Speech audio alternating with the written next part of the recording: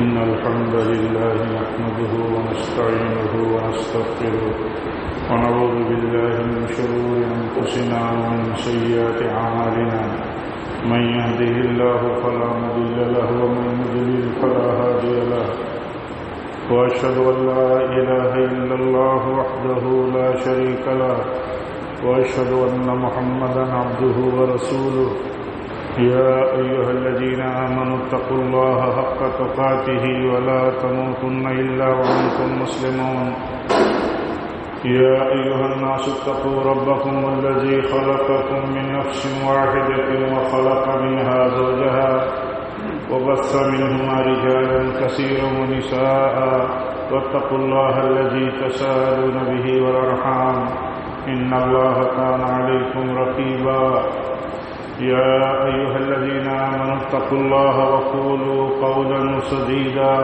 يصلح لكم أعمالكم ويغفر لكم ذنوبكم ومن يطع الله ورسوله فقد فاز فوزا عظيما أما بعد فإن خير الحديث كتاب الله وخير الهدي هدي محمد صلى الله عليه وسلم وشر الأمور محدثاتها وكل محدثة بدعة وكل بدعة ضلالة وكل ضلالة في النار أعوذ بالله من الشيطان الرجيم بسم الله الرحمن الرحيم يا أيها الذين آمنوا كتب عليكم الصيام كما كتب على الذين من قبلكم لعلكم تتقون دینی بھائیوں، بزرگوں، عزیز نوجوانوں، ٹھاکر پاڑا کی محمدی مارکیٹ کی یہ محمدی مسجد، جس میں ہم آپ اللہ کے فضل و توفیق کے بعد اپنے بھائیوں کی کوششوں سے، قربانیوں سے آج یہاں رمضان المبارک کا ہم پہلا جمعہ پڑھ رہے ہیں۔ سب سے پہلے ہم سب کو یہ دعا کرنی چاہیے کہ جن بھائیوں نے، جن بزرگوں نے، جن عزیزوں نے یہ جگہ مسجد کے لیے وقف کی اور اس کی تعمیر میں وقت لگایا، مال لگایا، کوششیں کی، لوگوں نے ہمدردیاں کی، تعاون دیے، مشورے دیے، اللہ تعالیٰ سب کے لیے ان کوششوں کو قبول فرمائے اور سب کو اس کے بدلے میں اللہ تعالیٰ جنت الفردوس عطا فرمائے۔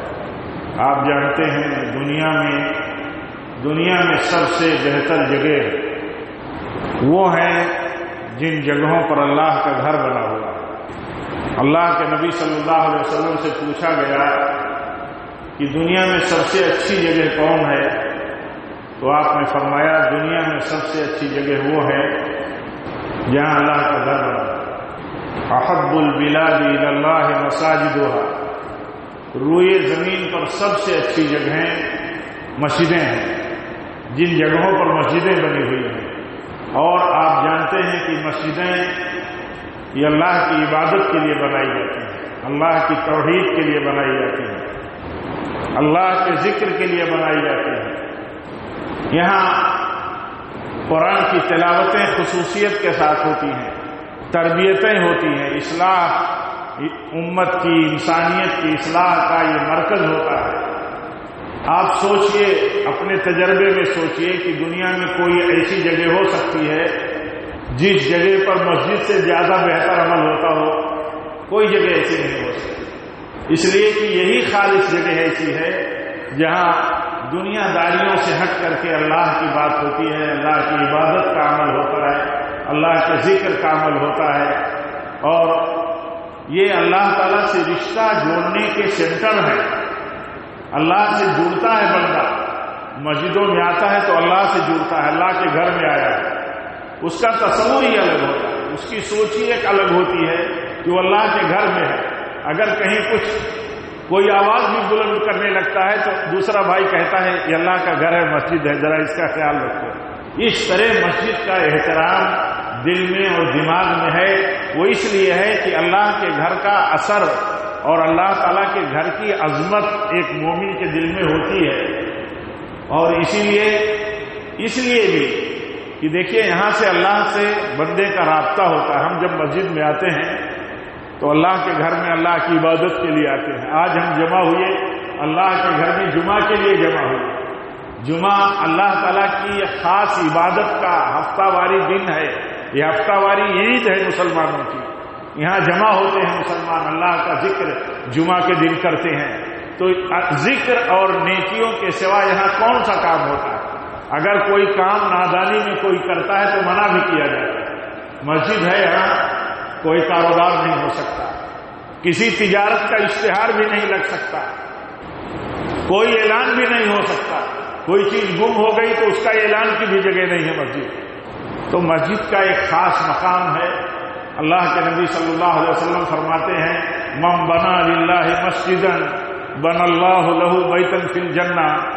جس نے اللہ کے لیے یعنی خالص اخلاص کے ساتھ, دکھاوا نہ ہو مقصد, لوگ یہ نہ کہیں کہ فلاں نے مسجد بنائی ہے, اس کا مقصد یہ نہ ہو.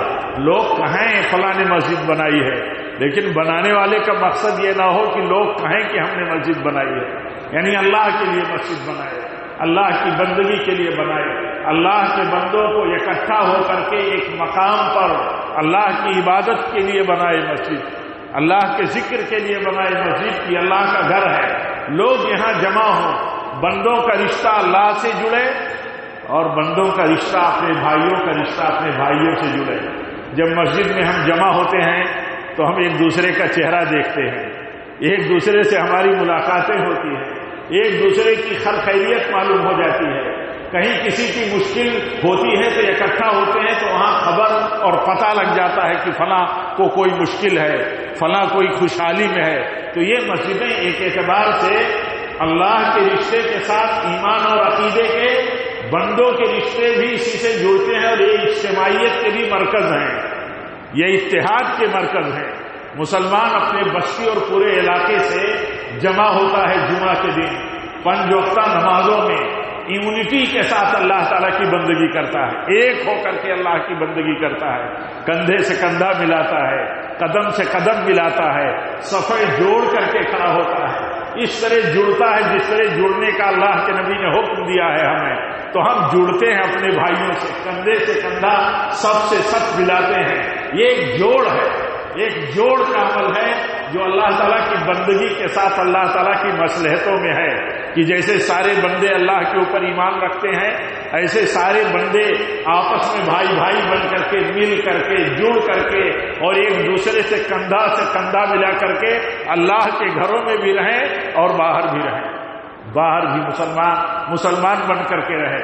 مسلمانوں کو یہ سبق اللہ تعالیٰ روز مسجدوں کی 5 وقتہ عبادتوں سے ٹریننگ دے کر کے کرتا ہے, یہ عمل تیار کرتا ہے. ہم جب اپنے بھائی سے ملتے ہیں جماعت کی صفوں میں, اللہ کے نبی فرماتے ہیں صلی اللہ علیہ وسلم کہ تم اپنی صفوں میں فاصلہ مت رکھو, ورنہ اللہ تعالیٰ تمہارے دلوں میں دوری پیدا کر دے گا, تمہارے چہروں میں دوری پیدا کر دے گا. تو اتنا مقصد عظیم ہے کہ مسلمانوں کے دل نہ بٹنے پائیں. آئیں اللہ کے گھروں میں جڑ کر کے کھڑے ہو, اللہ کے گھر میں بھائی بھائی بن کر کے اللہ تعالیٰ کی ایک ساتھ اجتماعی عبادتوں کو اجتماعی شکل میں, اجتماعی انداز میں انجام دے. یہ مقصد ہے بہت بڑا. پیارے نبی صلی اللہ علیہ وسلم کا طریقہ تھا کہ آپ مسجد میں, اپنی مسجد میں, مسجد نبی میں کبھی دیکھتے کہ کوئی صحابی نہیں ہے تو آپ پوچھتے فلاں نہیں نظر آ رہے ہیں, فلاں نہیں نظر آ رہے ہیں. پتہ چل جاتا. مسجد میں کوئی بھائی بتا دیتا یا رسول اللہ صلی اللہ علیہ وسلم وہ سفر پر ہیں, ان کی خبر گیری ہونی چاہیے. سفر پر ہیں تو ان کے گھر والوں کی خبر گیری ہونی چاہیے. یا رسول اللہ صلی اللہ علیہ وسلم وہ بیمار ہیں تو چلو ان کی عیادت ہونی چاہیے, بیمار کرسی ہونی چاہیے. اور کوئی مشکل ہے تو اس مشکل کی خبر گیری ہونی چاہیے. مسجدوں سے کتنا فائدہ ہے. جو لوگ مسجدوں سے جڑے ہیں, میں اپنے ناقص تجربے سے کہتا ہوں, چھوٹے سے تجربے سے, جو مسلمان بزرگ اور جوان ہمارا بھائی مسجد سے جڑا ہے وہ کبھی بھی اپنی سماجی زندگی میں محروم نہیں ہے. اس کو آسانی ہو یا پریشانی ہو, خوشحالی میں بھی لوگ ساتھ ہیں, پریشانی میں بھی لوگ ساتھ ہیں، ان کے دل تڑپیں گے جو لوگ اپنے صفوں میں نماز پڑھنے والے اپنے مصلی کو نہیں پائے گا، کسی مشکل میں دیکھے گا تو سب سے پہلے نمازی ہی اس کی خبرگیری کرنے کے لیے پہنچ جائیں گے کہ روز کا ہمارا ساتھی ہے، بیمار ہے تو اس کی خبرگیری ہونی چاہیے۔ یہ کتنا بڑا سبق ہے، کتنا بڑا سمجھ لیجئے نفع ہے اللہ تعالیٰ کے اس گھر کا۔ اسی لیے دیکھیے یہ گھر جو ہے اللہ تعالیٰ کے رشتے کو مضبوط کرتے ہیں، ہماری ایمانی زندگی کو رواں دواں رکھتے ہیں۔ ہم جب مسجد سے جڑتے ہیں تو گویا کہ ہمارا مسجد کے پاور ہاؤس سے کنیکشن ہوتا ہے، کنیکشن، پاور کی سپلائی ہوتی رہتی ہے۔ یہ کون سا پاور ہے؟ ایمان کا، صحیح رہنمائی کا، صحیح ہدایت کا، سنت کی تعلیم کا۔ یہاں سے جو جڑتا ہے، جیسے ہم کنیکشن لیتے ہیں تو ہمیں بجلی کی، پاور کی سپلائی ملتی رہتی ہے، ایسے جو مسجد سے جڑتا ہے اسے سپلائی ملتی رہتی ہے، ایمان کی، صحیح عقیدے کی، صحیح تربیت کی، صحیح تعلیم کی، اسے تعلیم ملتی رہتی ہے۔ وہ محروم نہیں رہ سکتا جو مسجدوں سے جڑا ہوا ہے۔ وہ شخص جو مسجدوں سے دور ہے اسے نہ عقیدے کا پتہ ہوگا، نہ نماز کا پتہ ہوگا۔ مسجد میں آئے گا نماز کے لیے، کبھی اس کی نماز میں کوئی خلل ہے، کہیں اس کی نماز میں کوئی کمی ہے، اس کا بھائی محبت سے اسے یاد دلا دے گا نماز کا یہ طریقہ سنت ہے، آپ نے جو نماز پڑھی اس میں یہ کمی ہے۔ مسجد سے دیکھیں اصلاح کا کتنا کام ہوتا ہے۔ تو مسجدوں سے جڑنے سے ایمان، عمل، دین کے ایک طرح سے روحانی، ایمانی اور دینی زندگی کی اس کو طاقت ملتی رہتی ہے، اسے سپلائی ملتی رہتی ہے، حرارت ملتی رہتی ہے۔ یہ ساری چیزیں مسجد کی برکت ہیں۔ مسجد سے دیکھیے جڑنے والا آدمی، حدیث میں آتا ہے قیامت کے دن جہاں کوئی سایہ نہیں ہوگا، آسمان نہیں ہوگا، سورج بہت قریب ہوگا، کوئی سایہ نہیں ہوگا، عرش کے سائے کا ذکر ہے، اللہ کے سائے کا ذکر۔ حدیث میں آتا ہے اللہ کے نبی صلی اللہ علیہ وسلم فرماتے ہیں جن لوگوں کو قیامت کے میدان میں سایہ ملے گا ان میں وہ لوگ بھی ہوں گے قلبہ معلق بالمساجد، جن کا دل مسجدوں سے لگا رہتا ہے، اٹکا رہتا ہے، دل ان کا مسجد سے جڑا ہے، مسجد کے بغیر ان کو چین نہیں ہے، مسجد میں آئے بغیر ان کو چین نہیں ہے، مسجد کی بہتر صفائی ستھرائی کے بغیر ان کو چین نہیں ہے، مسجد میں جماعت کے بغیر ان کو چین نہیں ہے، ان کا دل لگا ہے، اذان ہونے والی ہے، اذان ہو گئی، اب مسجد میں وہ آئیں گے۔ اللہ کے نبی صلی اللہ علیہ وسلم فرماتے ہیں جن کے دل مسجدوں سے اٹکے اور لگے رہتے ہیں، جڑے رہتے ہیں، اللہ تعالیٰ قیامت کے دن اپنا سایہ انہیں نصیب فرمائے گا۔ میرے بھائیوں، یہ شرف کی بات ہے، یہ شرف کی بات ہے کہ کسی کو اللہ کے گھر کی خدمت کرنے کا موقع ملے۔ آپ دیکھیے یہ کعبہ ہے، یہ ہمارا قبلہ اور کعبہ ہے، اس روئے زمین پر اللہ تعالیٰ کے عظیم وفادار بندے، اولو العزم رسول، اللہ کے خلیل ابراہیم علیہ السلام نے تعمیر کی اپنے بیٹے کے ساتھ، اسماعیل علیہ السلام کے ساتھ۔ یہ جو آپ مقامی ابراہیم میں ایک ایریے میں آپ دیکھیں گے، اس میں ایک پتھر ہے، جس پتھر پر کھڑے ہو کر کے کعبہ کی تعمیر کرتے تھے۔ وہ جس طرح اوپر جگاڑ کی ضرورت ہوتی تھی وہ پتھر اٹھتا جاتا تھا۔ دونوں کعبہ کی تعمیر کرتے تھے، دعا کرتے تھے تعمیر کے پیریڈ میں عمارت بنا رہے ہیں، اللہ کے گھر کی کعبہ بنا رہے ہیں، دعا کرتے ہیں ربنا تقبل منا انک انت السمیع العلیم۔ یہ اس روئے زمین پر اللہ کا قبلہ بنانے والے لوگ ہیں۔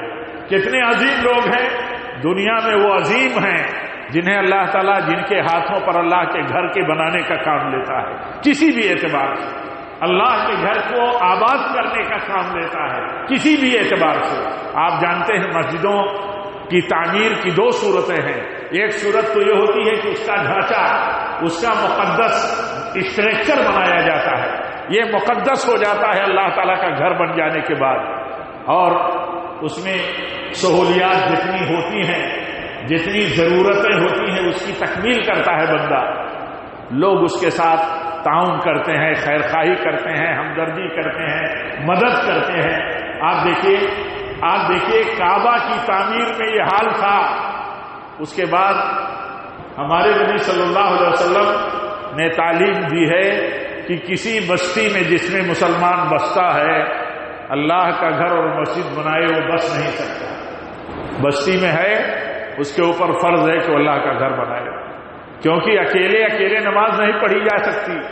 اجازت نہیں ہے کہ لوگ اکیلے اپنے دکانوں میں، اپنے گوداموں میں، اپنے گھروں میں اکیلے نماز پڑھنے، یہ اجازت نہیں ہے۔ آپ جانتے ہیں پیارے نبی صلی اللہ علیہ وسلم نے ایک موقع پر فرمایا، کہا کہ میں نے تو ارادہ کر لیا تھا کہ میں ان لوگوں کے گھروں کو چلوں جلا دوں۔ کن کے گھروں کو؟ جو لوگ جماعت کے ساتھ مسجدوں میں نہیں آتے، مسجدوں میں جماعت کے ساتھ نماز پڑھنے کے لیے نہیں آتے۔ لیکن میں رک گیا، عورتوں پر مسجدوں میں آنا فرض نہیں ہے، بچوں پر مسجدوں میں آنا فرض نہیں ہے، اور بھی کتنی مخلوقات گھروں میں ہوتی ہیں۔ آپ صلی اللہ علیہ وسلم نے فرمایا میں نے اس لیے ارادہ بدل دیا۔ اس سے ثابت ہوتا ہے کہ بستی اور محلے میں رہنے والوں کو اپنے محلے، اپنے گھروں اور دکانوں میں اکیلے نماز پڑھنے کی اجازت نہیں ہے۔ سب پر فرض ہے کہ وقت پر اذان ہو اور وقت پر آ کر کے جماعت کے ساتھ اللہ تعالیٰ کی عبادت کریں۔ آپ نے فرمایا صلی اللہ علیہ وسلم تنہا نماز پڑھنا اور جماعت کے ساتھ نماز پڑھنے کا جو ڈفرنس ہے وہ 25 گنا 27 گنا زیادہ ہے، اور ان روایتوں سے جن سے ثابت ہوتا ہے کہ فرض ہے جماعتوں کے ساتھ نماز پڑھنا، یعنی جماعت کے ساتھ نماز پڑھے گا بندہ تو اس کو اجر بہت زیادہ ہے۔ تو یہ مسجدوں کا اصل مسئلہ ہے۔ میں عرض یہ کر رہا تھا کہ بڑے سعادت مند ہیں وہ لوگ جن کا کچھ بھی وقت اللہ کے گھر میں لگتا ہے، کچھ بھی قربانی اپنے مال کی اللہ کے گھر کے لیے کرتے ہیں۔ جو لوگ جس حیثیت سے ہوں اس حیثیت سے کریں۔ جو لوگ زمین دینے کی پوزیشن نہیں رکھتے لیکن تب بھی ان کا جذبہ ہو کہ اللہ کا گھر بنتا ہے، میری زمین اللہ کے گھر میں استعمال ہو سکتی ہے، تو وہ رقم لے کر کے اللہ کے گھر میں اپنی زمین دے دے، اس رقم کے بدلے میں دوسری زمین خریدے۔ آج یہ مسجد نبی بنی ہے، نبی صلی اللہ علیہ وسلم نے جب مسجد نبی کو بنانے کا فیصلہ کیا کہ یہ یہاں مسجد بنانی ہے، آپ ہجرت کر کے جب یثرب مدینہ پہنچے، آپ نے پوچھا کس کی زمین ہے؟ تو پتا چلا کہ فلاں کی ہے۔ آپ نے فرمایا یہاں میں اللہ کا گھر بنانا چاہتا ہوں، یہاں مسجد بنانا چاہتا ہوں۔ تو انہوں نے کہا کہ ہم اسے وقف کر دیتے ہیں۔ تو آپ نے فرمایا نہیں، تمہیں اس کی رقم لے لینی چاہیے، تم اس پوزیشن میں نہیں ہو، تمہیں اس کی رقم لینی چاہیے۔ جذبہ کم سے کم اتنا ہو آدمی کے کہ اس کی زمین اللہ کے گھر میں اگر استعمال ہو جائے، یہی بہت بڑی بات ہے۔ آج یہ محمدی مسجد جس کے پہلے جمعہ میں ہم آپ شریک ہیں، جن بھائیوں نے، جن لوگوں نے بھی اپنی زمین کا جو بھی حصہ اس اللہ کے گھر میں دیا ہے، اللہ تعالیٰ اخلاص کے ساتھ ان کے اس وقت کو قبول فرمائے۔ ان کی نیتوں میں اخلاص بہت مشکل سے پیدا ہوتا ہے۔ ہمارے سلف کہتے تھے سب سے کٹھن کام ہے نیتوں کو خالص کرنا۔ محنت کرنا آسان ہے، نیت کو خالص کرنا بہت مشکل ہے۔ یعنی دل میں یہ ارادہ ہو کہ میں دے رہا ہوں، اللہ تعالیٰ اسے قبول کر لے، نیت خالص ہو کہ اس میری زمین پر اللہ تعالیٰ کی بندگی ہو قیامت تک کے لیے۔ نیت کو کسی بھی نیک عمل میں خالص کرنا بہت مشکل ہے۔ اسی لیے کہا گیا کہ جب تک نیت بندے کی خالص نہ ہو اس کی کوئی عبادت قبول نہیں ہوتی۔ انما الاعمال بالنیات، آپ صلی اللہ علیہ وسلم فرماتے ہیں سارے عملوں کا دار و مدار تو نیت پر ہے، نیتوں پر۔ نیتیں صحیح ہو تو عمل قبول ہوگا، ورنہ ایک آدمی جان دے دے تو بھی اس کی کوئی قیمت نہیں ہے اللہ کے ہاں۔ آپ جانتے ہیں نبی صلی اللہ علیہ وسلم نے بیان فرمایا ایک شخص کا حال، لمبا واقعہ ہے، لمبی حدیث، جس کو قتل کر دیا گیا ہے، جہاد کی راہ قتل کر دیا گیا۔ لوگ سمجھتے ہیں شہید کر دیا گیا، قیامت کے دن اونھے منہ گھسیٹ کر کے اسے جہنم کی طرف لے جایا جا رہا ہے۔ اس سے کہا جا رہا ہے تو نے لڑائی لڑی تھی تاکہ تو بتا سکے لوگوں کو کہ تو کتنا بڑا لڑنے والا ہے، یعنی تجھے شہرت پسند تھی۔ معلوم یہ ہوا کہ لوگ شہرت کے لیے انتہائی حد تک بھی جا سکتے ہیں۔ آدمی کی انا، آدمی کی شہرت طلبی اس حد تک بھی جا سکتی ہے کہ بڑی سے بڑی قربانی وہ دے دے گا دکھاوے کے لیے، لیکن اللہ تعالیٰ کے ہاں دکھاوے کے لیے اگر جان بھی دے دیا تو قبولیت تو دور کی بات ہے، وہ سزا کی وجہ بن جاتی ہے، یعنی یہ قربانی بھی اللہ کو قبول دے۔ اس لیے نیتوں کی اخلاص کی ضرورت ہے۔ حدیث میں جو آتا ہے کہ من بنا للہ مسجد، جس نے اللہ کے لیے مسجد بنایا، اللہ کے لیے، قل ان صلاتی ونسکی ومحیای ومماتی للہ رب العالمین۔ بندہ نماز پڑھتا ہے، زکوٰۃ دیتا ہے، حج کرتا ہے، بلکہ اس کی ساری زندگی اور موت، ساری زندگی کے سارے مرحلے اور سارے عمل، اس کے پیچھے اس کا مقصد کیا ہو؟ اس کا مقصد یہ سب اللہ کے لیے۔ تجارت کرتا ہے، اس کا مقصد کیا ہو؟ اس کا مقصد ہو دنیا بہتر بنانے کے لیے، اس کے بہتر کاروبار ہو، بہتر اس کی ترقی ہو، لیکن مقصد اس کا کیا ہو؟ مقصد ہو اللہ کا کلمہ اس کی تجارت کے ذریعے بلند ہو اور اللہ تعالیٰ کو راضی کر سکے۔ ایک آدمی کسی چھوٹے درجے کا بھی ہے، چھوٹے درجے کا، اس کی بھی یہ لالچ ہونی چاہیے کہ اللہ تعالیٰ وہ کچھ کوشش کر لے اور اللہ تعالیٰ قبول فرما لے۔ یہ جذبہ ہو، یہ اسی جذبے کے تحت وہ بات بتائی گئی ہے کہ ایک آدمی تھوڑا سا خرچ کرتا ہے، تھوڑا سا، ایک آدمی زیادہ خرچ کرتا ہے، ایک آدمی تھوڑا سا خرچ کرتا ہے، اس کے جذبے کی قدر اللہ تعالیٰ کے ہاں بہت ہے۔ ایک شخص ایک موقع پر آپ صلی اللہ علیہ وسلم نے اعلان فرمایا، چندے کا آپ نے اعلان فرما دیا۔ ایک صحابی رسول کے پاس کچھ نہیں تھا دینے کے لیے، انہوں نے جا کر کے مزدوری کر کے جمع کر لیا اجرت اور اللہ کے نبی کے پاس لے کر کے آ گئے۔ تو آپ کو معلوم تھا کہ میرے اس صحابی کی پوزیشن کیا ہے، یہ کیا دے سکتا ہے، تو آپ نے پوچھا یہ کہاں سے تم لائے؟ تو کہا یا رسول اللہ صلی اللہ علیہ وسلم مزدوری کر کے لے آئے۔ جذبہ، آپ سوچئے جذبے کی کتنی قیمت ہے۔ اور ایک آدمی، حدیث میں آتا ہے ایک شخص کو اللہ نے مال دیا، مال خرچ کرتا ہے، قیامت کے دن اس کا مال قبول نہیں ہے اگر اس کے پیچھے اس کو اللہ تعالیٰ کی رضا نہیں مقصود ہے۔ نہیں جان گنوا دے، مال لگا دے، پڑھنے لکھنے دعوت و تبلیغ میں اپنی زندگی لگا دے، لوگوں کو پڑھائے، لیکن اس کا مقصد اگر نہ یہ ہو کہ اللہ راضی ہو اور اللہ کا کلمہ بلند ہو، اس کا ذکر بلند ہو، کوئی حاصل نہیں میرے بھائی۔ تو اخلاص ضروری ہے ہم سب کو۔ جیسے میں نے کہا نا کہ بعض سلف ہمارے کہتے تھے ہمارے لیے سب سے کٹھن ہے دلوں کو خالص کرنا، نیتوں کو خالص کرنا۔ اللہ تعالیٰ ہم سب کو توفیق دے۔ آج ہم روزے سے ہیں، یہ روزہ کیا ہے؟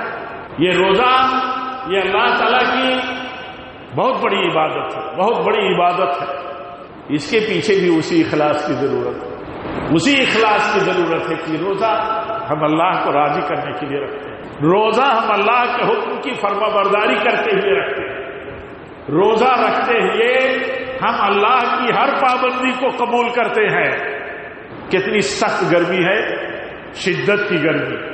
اگر یہ کہا جائے کہ ہمارے یہاں یہ گرمی ایک ریکارڈ کی گرمی ہے، اتنی شدت کی گرمی، روزے دار اپنی نیتوں سے مخلص ہے، شدید سے شدید گرمی اور گرم دھوکے میں بھی وہ اللہ تعالیٰ کی رضا کے لیے اڑا ہوا ہے، ڈٹا ہوا ہے، 14 گھنٹے کی یہ مشقت برداشت کرتا ہے۔ مقصد اس کا کیا ہے؟ اللہ تعالیٰ نے اس روزے کو، اس اپاس کو ہم پر فرض کیا ہے اور ہم اس کے ذریعے اللہ تعالیٰ کی رضا ڈھونڈتے ہیں۔ یہ تربیت اللہ تعالیٰ کرتا ہے، یہ تربیت کہ جیسے نیت ہماری آج اچھی ہے، اچھی نیت سے ہم روزہ رکھتے ہیں، کوئی نہیں دیکھتا ہم یہاں کتنے لوگ ہیں، کسی کے بارے میں کسی کو پتہ ہے جو یہ کہہ سکے اپنی طرف سے کسی کا روزہ کوئی دیکھ رہا ہے؟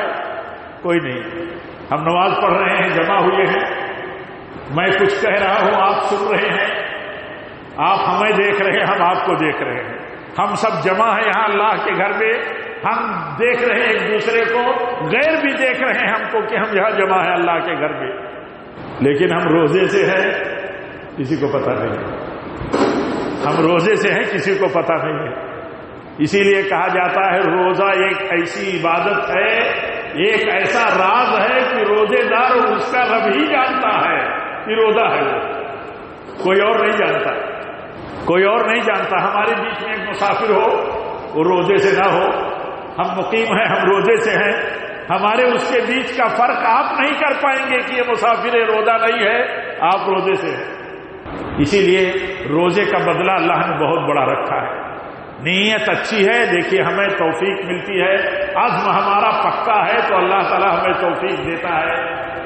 رات دن سگریٹ پینے والا دور ہے، تمباکو کے پیچھے لگا رہنے والا دور ہے، دماغ اور رجحان ایسا ہوتا ہے کہ آدمی جیسے پاگل ہو جائے گا اگر پائے نہ، لیکن دیکھیے اللہ کے حکم کی فرما برداری کا جب جذبہ مضبوط ہوتا ہے تو اسے کوئی پرواہ نہیں ہوتی، کوئی پرواہ نہیں ہوتی۔ یہ ٹریننگ اللہ تعالیٰ دیتا ہے اور ہم سے ہی عمل کرواتا ہے، اور یہ بتاتا ہے ہم کو کہ تمہارے اندر جذبہ ہو، سچی لگن ہو، نیک نیتی ہو تو تم 14 گھنٹوں تک اللہ تعالیٰ کے حکم کی فرما برداری کر سکتے ہو۔ حرام چیزوں سے تو دور رہو گے ہی، حلال چیزوں کے بھی قریب نہیں جاؤ گے، جو حلال چیزیں تمہارے اوپر روزہ کی وجہ سے ممنوع ہیں، حلال چیزیں بھی۔ تو یہ ٹریننگ اللہ تعالیٰ کس لیے دیتا ہے؟ اس لیے دیتا ہے کہ تاکہ تمہارے سامنے جب بھی کوئی نافرمانی کا کام آئے تو تم اپنے آپ کو اسی ٹریننگ سے، اسی سوچ سے، اسی کنسپٹ سے بچا لو۔ دل کہتا ہے سگریٹ پینے کا، 14 گھنٹے کی ٹریننگ دیا اللہ تعالیٰ نے، گھنٹے گھنٹے میں۔ کبھی کبھی تو ایسا بھی دیکھا گیا اور لوگ کہا کرتے تھے کہ آدمی اتنا سگریٹ نوش ہے، اتنا سگریٹ پینے کا عادی ہے کہ دوسرا سگریٹ پینا ہوتا ہے تو جو پہلا سگریٹ پی کر کے ختم کرتا اسی سے دوسرا سگریٹ جلاتا ہے، سگریٹ سے سگریٹ جلاتا ہے۔ لیکن وہ بھی رمضان کا مہینہ جب آتا ہے تو اللہ تعالیٰ کی عبادت اور روزے کی محبت میں 14 گھنٹے تک دور رہتا ہے۔ اللہ تعالیٰ وہی سبق دیتا ہے کہ جس اللہ کے حکم کی فرما برداری میں آپ نے اپنی پسند کی چیز جو اللہ کو ناپسند ہے، خبیث ہے، اس کو آپ نے چھوڑا ہے تو آپ دوسرے دنوں میں بھی اللہ کی ناپسندیدہ چیزوں کو چھوڑے رہو۔ یہی اصل مقصد ہے۔ یا ایھا الذین آمنوا کتب علیکم الصیام کما کتب علی الذین من قبلکم لعلکم تتقون۔ اللہ تعالیٰ فرماتا ہے اے ایمان والو، تم پر روزہ فرض کیا گیا ہے، تم سے پہلی جتنی امتیں آئیں ان پر بھی روزہ فرض تھا۔ دیکھیں یہاں کتنے غیر مسلم بستے ہیں، الگ الگ دھرم، الگ الگ سیکٹ کے لوگ بستے ہیں، ان کے ہاں بھی اپاس کا، روزے کا تصور موجود ہے۔ اللہ فرماتا ہے سب کے ہاں روزے کا تصور تھا، سب کے ہاں اپاس کا تصور تھا، تم پر بھی روزہ فرض کیا گیا ہے۔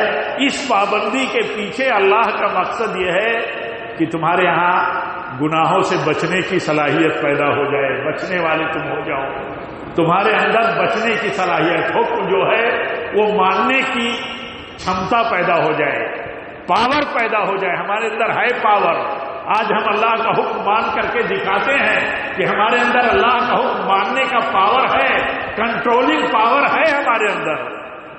حکم دیا ہے تو ہم کنٹرول کر رہے ہیں اپنے آپ کو، تو یہ کنٹرولنگ پاور جگہ جگہ ہم دکھا سکے، اللہ تعالیٰ نے دیا ہے ہمیں یہ پاور۔ تو یہ اسی لیے اللہ تعالیٰ نے حکم دیا اللہ نے ہم سب کو کہ ہم سب ڈریں اللہ سے، کسی کے اوپر ظلم نہ کریں، کسی کے اوپر ظلم نہ کریں، کسی کا حق نہ ماریں، کسی چھوٹے کے ساتھ ظالمانہ برتاؤ نہ ہو، جس کا حق لاگو ہے اس کا خیال رکھیں۔ ایک بار اللہ کے نبی صلی اللہ علیہ وسلم پہنچے تو دیکھا آپ صلی اللہ علیہ وسلم نے ایک اونٹ ہے، اس کی پیٹھ اس کا پیٹ مل گیا، بھوکا ہے تھا۔ آپ نے سمجھایا، کہا دیکھو یہ جانور ہیں، یہ گونگے ہیں، اپنی بات تم سے کہہ نہیں سکتے کہ تم سمجھ لو، اللہ سے ان کے بارے میں بھی ڈرو۔ اللہ کا حکم مان کر کے جیسے روزہ رکھتے ہو، ایسے اللہ کا حکم مان کر کے دوسروں کے حق کے بارے میں بھی ڈرو، ہر جگہ ڈرو۔ اللہ کے نبی ہر وقت ڈرنے کی نصیحت کرتے تھے۔ اللہ کے نبی فرماتے ہیں اتق اللہ حیث ما کنت، جہاں بھی رہو اللہ سے ڈرو۔ ایک آدمی آیا، کہا یا رسول اللہ صلی اللہ علیہ وسلم، میں سفر پہ جانا چاہتا ہوں، میں سفر پہ جانا چاہتا ہوں، آپ کی کوئی وصیت چاہتا ہوں، کچھ نصیحت فرما دیجئے۔ تو آپ نے فرمایا سفر میں جا رہے ہو اللہ سے ڈرتے رہو، یعنی اللہ نے جو حکم دیا ہے اس کی پابندی کرتے رہو، سفر میں بھی جس سے روکا ہے اس سے بچتے رہو، بھلے سفر میں ہو۔ آج بتائیے، روزہ جب اللہ تعالیٰ کے حکم کی بہت بڑی فرما برداری کا یہ شعار ہے، یہ مظاہرہ ہے، تو ہم ہر جگہ اللہ تعالیٰ کے حکم کی فرما برداری کا مظاہرہ کرتے رہے۔ ہماری شکل و صورت، ہمارا لباس، ہمارے معاملات، ہماری زندگی کے ایک دوسرے کے ساتھ مسائل، کاروبار ہو، نوکری ہو یا مزدوری ہو یا کوئی بھی ہمارا پیشہ ہو، ہر پیشے میں ہم اللہ تعالیٰ سے ڈرتے رہے، جن کا حق ہمارے اوپر ہے ان کو ہم بجا لاتے رہے۔ یہ تعلیم ہے اللہ کے نبی صلی اللہ علیہ وسلم کی۔ آپ فرماتے ہیں جہاں بھی رہو اللہ سے ڈرتے رہو۔ ایک صحابی کو آپ نے ایک ٹکڑی تیار کی، جہادی دستہ جس کو کہہ سکتے ہیں، آپ نے ایک امیر بنایا ایک شخص کو، تو کیا فرمایا؟ اللہ تعالیٰ سے ڈرو۔ جا رہے ہو، تم کمانڈر ہو، تمہارے پیچھے ایک بڑی فوج ہے سپاہیوں کی، لیکن خبردار تم اللہ سے ڈرنا، اللہ سے ڈرنا، یہی اصل ہے میرے بھائیوں، یہی اصل ہے ہر مسئلے کا اصل، ہر مسئلے کا حل بھی یہی ہے۔ مسلمانوں کا، ہم ہندوستانی یعنی بھارتی مسلمانوں کا مسئلہ دن بدن کتنا خراب ہوتا جا رہا ہے۔ اللہ تعالیٰ رحم فرمائے، اللہ تعالیٰ سمجھ دے۔ جو ملک میں ماحول برباد کرنے کے لیے، فرقہ وارانہ رنگ چڑھانے کے لیے جو کوششوں میں ہیں، نفرتیں پھیلا رہے ہیں، جان و مال کے خطرے کی باتیں کرتے ہیں اور خطرات بھی پہنچاتے ہیں، ایسے حالات میں بھی ہمارے لیے اصل علاج، اصل بچاؤ جو ہے اللہ کا تقویٰ ہی ہے۔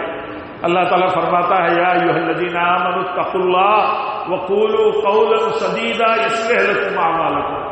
اللہ تعالیٰ فرماتا ہے تمہارے حالات اللہ درست کرے گا، تم اللہ سے ڈرو، اللہ سے ڈرو، یعنی تم اپنے ہاتھوں پر اگر دوسروں کا ظلم کرو گے اپنے ہاتھوں سے تو تمہارے اوپر ظلم کیسے اللہ روکے گا؟ تمہیں ظلم سے بچنا ہے، تم خود تقویٰ کی راہ پہ چلو، خود انصاف کرو، اپنوں کے ساتھ بھی کرو، غیروں کے ساتھ بھی کرو۔ یہ مسجد محمدی، اس مسجد کا رول اور میسج محلے میں اپنوں کے لیے جیسے ہو ویسے غیر مسلموں کے لیے بھی ہو، کہ ہم ان مسجدوں کے ذریعے غیر مسلموں کو کیسے ایمان کی بات، اصلاح کی بات، ان کے ساتھ ہمدردی کا عمل، مسجدوں سے جڑے ہوئے ذمہ دار ہوں، مصلی ہوں، اپنے علاقے اور بستی میں اس طرح جیے، اس طرح رہے کہ غیر مسلم بھی یہ سوچے کہ مسجدوں سے جڑے ہوئے لوگ کتنے اونچے آسما کے، کتنے بلند عقیدے کے ہیں، اور ان کے دلوں میں ہمدردی کیسے ہے۔ اگر ایک مسلمان بیمار کو وہ ہمدردی کے ساتھ اس کے علاج اور اس کی دوا کی فکر کرتے ہیں، کسی غریب اور مسکین مسلمان کی فکر کرتے ہیں، ایسے کوئی محلے اور علاقے میں غیر مسلم ہے، وہ بھی محتاج ہے تو اس کی مدد کے لیے بھی آگے آتے ہیں، تاکہ یہ میسج عام ہو، نبی صلی اللہ علیہ وسلم کی سنت اور آپ کا طریقہ عام ہو۔ آپ جب نبی بنائے گئے تو آپ جانتے ہیں آپ کی صفت مشہور تھی۔ ام المومنین خدیجہ فرماتی ہے آپ کو لوگ گنوا دیں گے، آپ کے ساتھ لوگ ظلم کریں گے، آپ تو سماج میں اتنے مہان انسان ہیں، یا آپ لوگوں کی، دکھی لوگوں کی خبر گیری کرتے ہیں، بے روزگار لوگوں کی خبر گیری کرتے ہیں، پریشان حالوں کی خبر گیری کرتے ہیں۔ یعنی نبی صلی اللہ علیہ وسلم مشہور تھے، پورے مکہ شہر میں مشہور تھے، آپ لوگوں کی خبر گیری کرتے تھے۔ آپ جب نبی بنا دیے گئے تو سب سے زیادہ فکر آپ کو لوگوں کے ایمان کی ہو گئی کہ ایمان نہیں لائیں گے تو لوگ جہنم میں چلے جائیں گے، اور جو لوگ حق حقوق میں کہیں بھی دبائے جاتے تھے تو اللہ کے نبی اس وقت بھی کھڑے ہو جاتے تھے، غیروں کے ہاں بھی پہنچ جاتے تھے، ان کا حق ہے آپ ان کا حق دو، تو یہ نبی صلی اللہ علیہ وسلم کا طریقہ تھا. یہ ہماری مسجدوں سے ہمارے اور آپ کے جڑنے کے بعد جتنا ہم جڑے ہیں اتنا ہی ہماری زندگی میں اس کا اثر بھی ہونا چاہیے. اللہ تعالیٰ ہم سب کو توفیق دے. پھر دعا کرتے ہیں کہ اللہ تعالیٰ اس مسجد محمدی کے قیام میں جتنے بھائیوں نے کوششیں کی ہیں، پیسے لگائے ہیں، زمینیں دی ہیں، لگے ہوئے ہیں، اللہ تعالیٰ سب کی کوششوں کو قبول فرمائے. رب العالمین ان کی غلطیوں کو معاف فرمائے. اور رب العالمین یہ مبارک مہینہ جو ہمیں نصیب ہوا ہے، اس مہینے کی جو سعادت ہمیں ملی ہے کہ یہ مہینہ ہمیں مل گیا، ہم صحت مند ہیں، بیمار نہیں ہیں، ہم مقیم ہیں، مسافر نہیں ہیں، اور یہ مہینہ ہمیں ملا ہے کہ اللہ تعالیٰ ہمیں بخش دینا چاہتا ہے. تو ہم دعا کریں اللہ تعالیٰ سے کہ یہ مہینہ ہمارے لیے بخشش کا مہینہ ہو جائے. رب العالمین ہمیں ان لوگوں میں سے شامل فرمائے جو لوگ بخش دیے جاتے ہیں اس مہینے کی تلاوت، عبادت، تراویح، روزہ، قیام کی وجہ سے، اور رمضان کے مہینے میں قرآن کی تلاوت کی وجہ سے. ہم دعا کریں کہ اللہ تعالیٰ یہ مہینہ ہمارے لیے روزہ اور قرآن کی ہماری تلاوتیں یہ ہمارے لیے شفاعت کرنے والی بن جائے قیامت کے دن.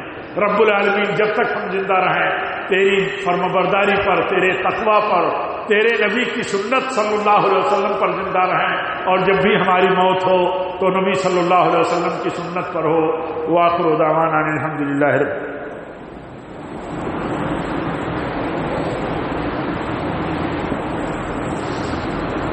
الحمد لله رب العالمين والصلاة والسلام على رسوله النبي الكريم.